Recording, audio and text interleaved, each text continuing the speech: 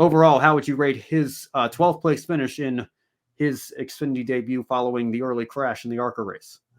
That was more than mildly impressive for Shane van Gisbergen to finish 12th out of all of that in a relatively clean Xfinity race as far as Xfinity races at big tracks go. But man, he's probably got a price on his head there with Jeb Burton. Just couldn't get out of his way, poor thing, a couple of times. But Van Gisbergen, he seems like the kind of guy that would immediately try to go and apologize to him. I think he was really tore up that he was getting in one specific driver's way a couple of times. It was kind of humorous from our end, but I'm sure it was torture for Van Gisbergen until he could get out and go make things right with Jeb. I forget who it was, but I think somebody tweeted that Van Gisbergen came over the radio and the team was relaying information to him, and he just said, like, okay, thank you.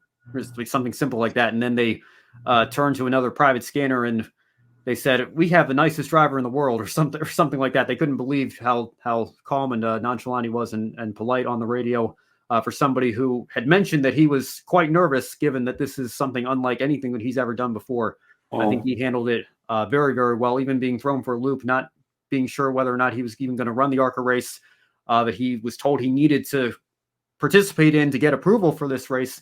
But it all worked out at the end. He gained some valuable experience, and he's going to continue to gain that valuable experience this coming weekend at Atlanta, I think. Well, with what little experience I have with supercars, opposed to a lot of others, I think he's quite used to the very intense and wild situations to where when he comes over here, it's kind of like he's going in slow motion, and he's probably a lot more desensitized than a lot of the others in the field with him. That might be a big advantage for him this year.